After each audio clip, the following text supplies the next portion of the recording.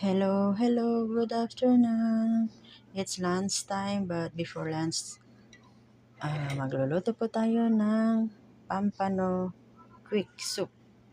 Delicious. So, in-slice ko na po siya.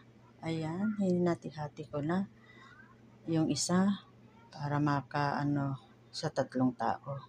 At ito na rin yung sabaw, pinapakulo ko na.